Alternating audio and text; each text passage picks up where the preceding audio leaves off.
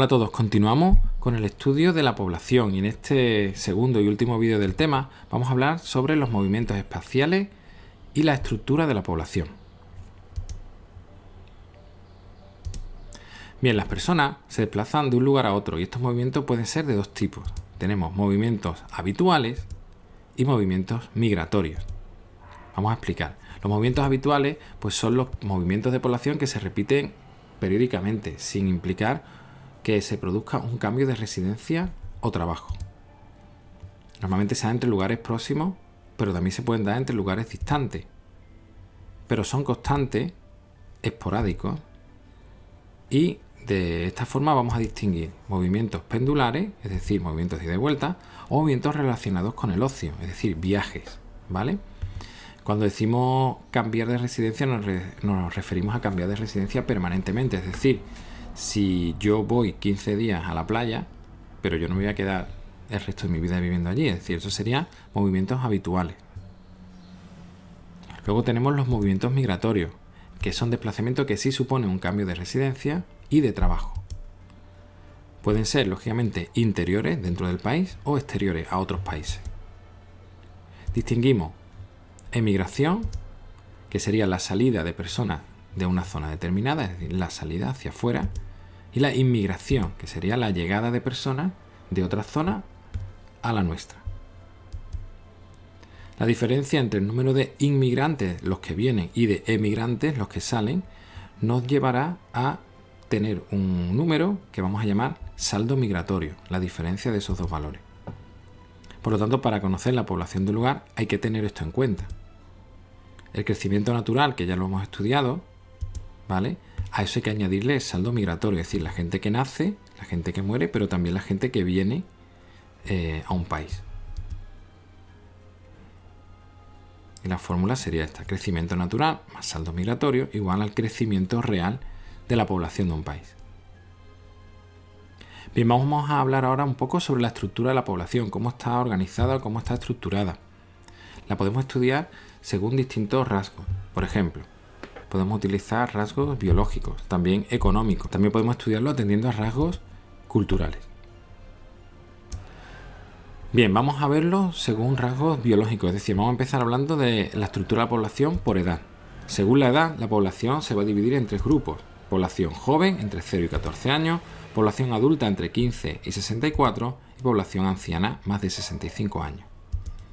La estructura de la población por edades pues nos va a permitir distinguir entre poblaciones jóvenes o poblaciones envejecidas.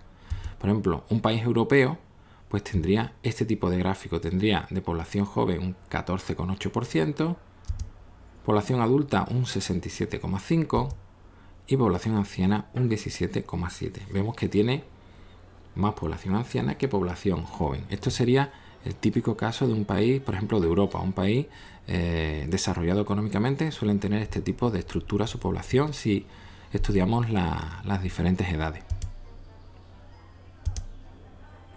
Por sexo, si la estudiamos por sexo, va a ser una división desequilibrada, porque ya lo hemos comentado, nacen más niños que niñas, aunque la esperanza de vida es superior en las mujeres. Bien, vamos a ver ahora, relacionado con esto, las pirámides de población, que son gráficas donde se va a representar la población según criterios de edad y sexo. Aquí tenemos nuestra gráfica que vemos jóvenes, adultos mayores y varones a un lado y mujeres a otro. Y esta estructura que tenemos nos dice que es un país con una sociedad envejecida, porque si vemos, la parte de los jóvenes es mucho más estrecha que el resto, la parte adulta es mucho más grande, y vemos es la estructura de la población de España en el año 2007. Bueno, vamos a tener tres tipos de estructura o de forma que nos indicará las características del país o del lugar que estamos estudiando. En este tipo de sociedades que presentan esta gráfica, vemos que hay una natalidad muy alta y muy poca gente anciana, es decir, una mortalidad bastante alta. En esta, que sería una sociedad que presenta esta forma de campana, es una sociedad con una población que se está estancando, vemos que la natalidad se está controlando y aumenta la edad de la gente anciana, es decir, las defunciones están bajando y la esperanza de vida es más alta.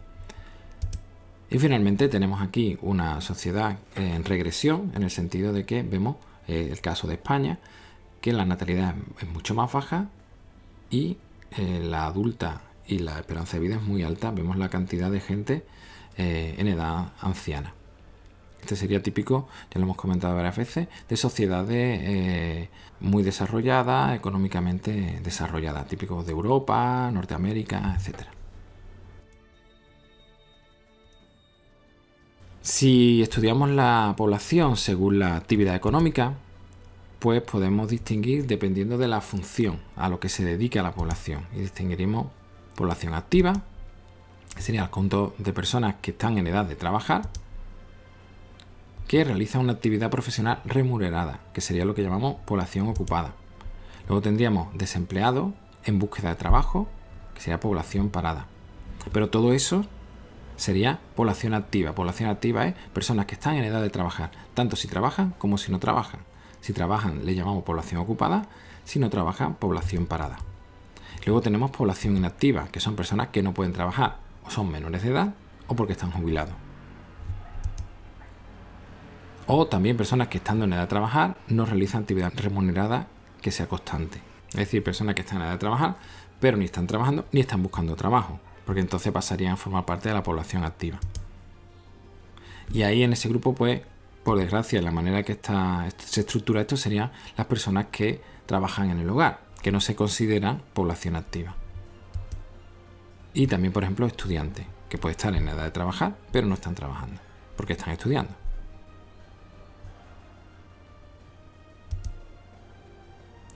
También podemos estudiar la población atendiendo a los niveles de estudio. Entonces podemos clasificarla por el índice de alfabetización. Si vemos en los países occidentales o países desarrollados económicamente, es muy alta la alfabetización. Porcentaje de población de 15 años o más, que saben leer y escribir. Eso es lo que se toma como alfabetización a partir de los 15 años. Los países desarrollados, como vemos en el mapa, pues tienen un índice de alfabetización muy elevado, por encima del 90%, y algunos, como vemos, por encima del 97%, como es el caso de España.